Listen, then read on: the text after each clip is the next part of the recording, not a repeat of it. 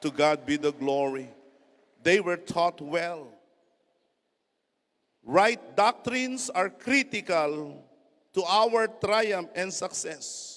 Wala tayong pagtatagumpay kung ang ating aral ay mali, kung ang ating aral ay liko, kung ang ating aral ay lihis sa Biblia. Subalit sa kapurihan ng Panginoon, ito ang ating ikagagalak. Ang aral ng PMCC Portwatch ay tunay, dalisay, at ayon sa kasulatan. In the words of 2 Peter chapter 1 verse 19, we have the word of the prophets made more sure. We have the prophetic message completely reliable. You will do well to pay attention to it. You will do well. Do you want to do something well?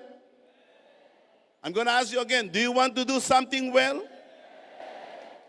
Then Peter said, pay attention to the reliable message. At purihin ng Panginoon ang aral sa Portwatch, reliable. Bakit? Sapagkat ang nangaral sa atin ay ang mga tunay na sugo ng Diyos. At ang mga tunay na sugo ng Diyos, sila'y nagsasalita ng salita ng ating Panginoon. Yan ang aral na ating tinanggap mula sa ating yumao at minamahal na kapatid Apostol Arsenio Ferriol. Ibinigay niya sa atin ang Fourth Watch message. Mensahe na maghahanda sa ating iglesia sa muling pagparito ng ating Panginoon.